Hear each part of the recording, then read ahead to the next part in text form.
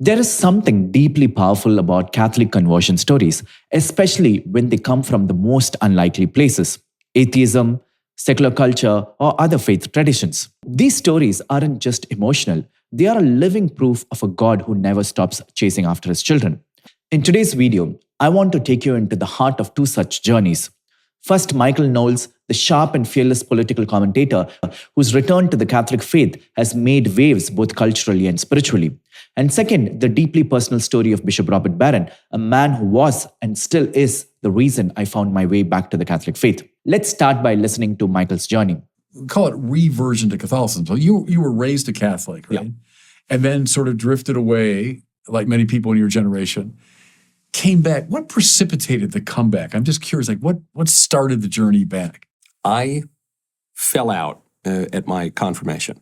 And your confirmation? I did. Which is typical now. It's about the age. People disaffiliate. It was, most of the blame goes to me because I was a punk kid who thought he was smarter than he was, though at the time, this would have been 2003, the new atheists were rising up, right. with their clever, but ultimately, I think, shallow arguments. But, Chris Hitchens had a funny voice and he made some funny comments. Right. So he appealed to the hubris of teenage boys. There was also the scandals in the church. Yeah. And there was also a very weak catechism.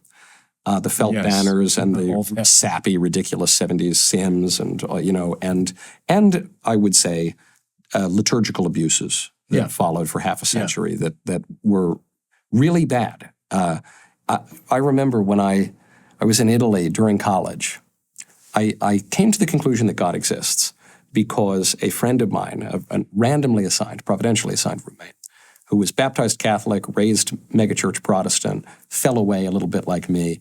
He presented me with Alvin Plantinga's modal ontological argument. Based on St. Anselm of Canterbury. Yeah. But Plantinga's version of it. It was Plantinga's version in modal logic, which I don't even find all that compelling anymore, but I find it charming in any case, and I find St. Thomas's arguments probably a little stronger. He didn't like the ontological arguments. He did not. He explicitly rejected it. Right. And my confirmation saint, coincidentally, providentially, was Thomas. Yeah. Did I pick it because Thomas doubts? Did I pick it because Thomas Aquinas was smart? Maybe Thomas means twin, so maybe it's both. But I came back in, and I did experience, after Summorum Pontificum, I experienced a traditional Latin Mass, the extraordinary form. And I had no idea what to do. I received the Eucharist not in a state of grace. I hadn't been to confession in 10 years or something. Yeah. And I had no idea what was going on. I was taught never to receive the Eucharist on the tongue, or never kneeling. I was taught you receive in the hand. And so I just had no idea. And regardless of one's thoughts on the liturgy, it is kind of crazy that a young person catechized in the Catholic Church would not have any idea about the Mass that had formed statistically, 99% of the saints or something. It was crazy. And but that attracted me as well. C.S. Lewis, G.K. Chesterton. You began reading your way. I read my way into it. Eventually, I was real thick-headed. So eventually I said, maybe I should read the Bible. Yeah. I've been reading all these other guys for 5 years. Maybe I should read the Bible.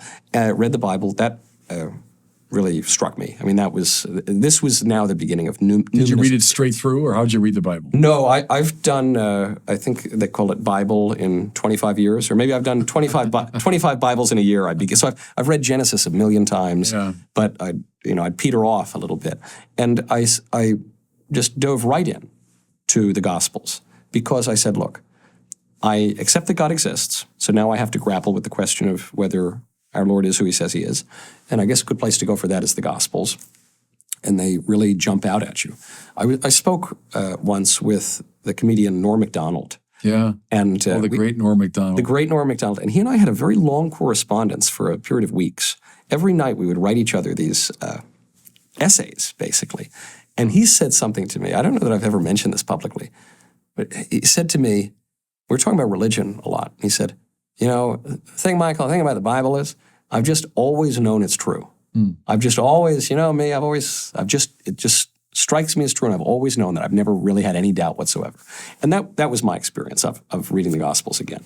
Then, but I was reading Protestants. I was listening to certain Protestant pastors as well. Yeah. And I I then had what C.S. Lewis would describe as numinous experience, finally a more religious experience. And I reverted. It coincided with Father Rutler's books in church, and I was in New York at the time, and all of these things kind of came together. But then to fast forward a little bit in, I did discover the traditional Latin Mass.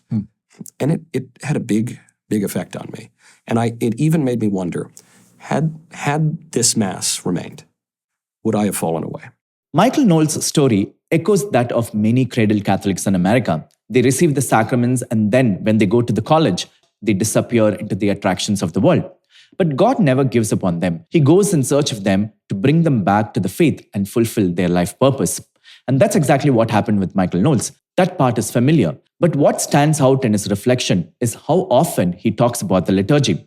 Michael shares that the liturgy he grew up with, the post-Vatican II Novus Ordo, felt to him deeply irreverent, and he believes that played a major role in pushing him away from the faith. And honestly, I get it. The reverence and the mystery of the traditional Latin Mass really do stir up something deep in the soul. But here is where I think we need to be careful. If your faithfulness hinges on how beautiful or solemn the liturgy feels, as if you can't stay Catholic unless Mass hits a certain aesthetic bar, that's a shaky foundation. And dare I say it, that borders on spiritual narcissism. Because now the liturgy isn't about Christ and the grace being poured out, it's about you, your preference, your feelings, and your vibe.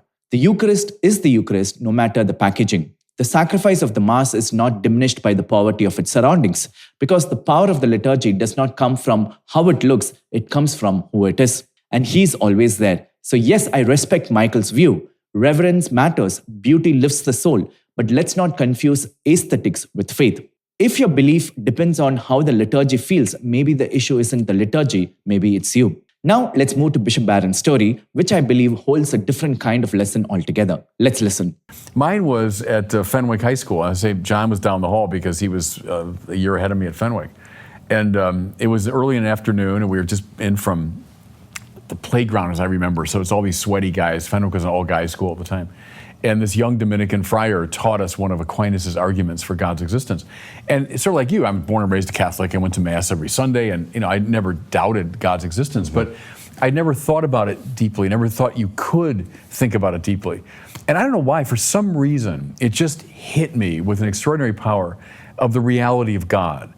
And I started looking for books. This is, of course, long before the internet, and I went to our library and found this big tome on Thomas Aquinas, and tried to start reading this thing, and I didn't really understand it, but I was fascinated by it. And that's how God kind of broke into my life, though He was present to me, of course, as a Catholic kid, but that's the moment when things kind of, awakened in me. And that started me on the path, no kidding, that I'm still on. And when I chose my motto as a bishop, I chose Aquinas', non nisi te Domine, I'll have nothing except you. And Aquinas has followed me all my life. So I think of it, really, I think God's grace happened through a saint, through Aquinas, who kind of broke into my life and said, okay, I want you to do something. That's how it started for me. That's incredible. Yeah. It's funny, you mentioned even just finding books. What strikes me most about Bishop Barron's journey is what it reveals about how we pass on the faith to our children. Too often, well-meaning Christian parents unintentionally shut down their kids' natural curiosity about God, religion, and life's biggest questions. Instead of walking with them through the search, they default to vague answers like just believe or have faith, while reducing Catholicism to a list of rules, rituals, and Sunday obligations. But Bishop Barron's story cuts through that. He wasn't drawn in by sentiment, tradition, or emotional appeals. It was a rational philosophical argument for God's existence that captured his mind and opened his heart. That's what stopped him in his tracks. That's what made him lean in. And that tells us something powerful. As St. John Paul II once said, faith and reason are like two wings on which the human spirit rises to the contemplation of truth. So if we neglect either one or worse, set them against each other, we risk raising a generation that's spiritually shallow, intellectually brittle, and unprepared for the world full of noise and doubt. That's why Bishop Barron's story matters. It's a wake-up call to every Catholic parent. If we want to raise kids who don't just identify as Catholics, but who live and own their faith, we need to nourish both their hearts and their minds. Teach them to pray and to think, to believe and to reason, to love the church and understand why she's worth loving. Only then we can pass on the faith that holds strong. I hope this video is helpful. Let me know your thoughts in the comment section. God bless you.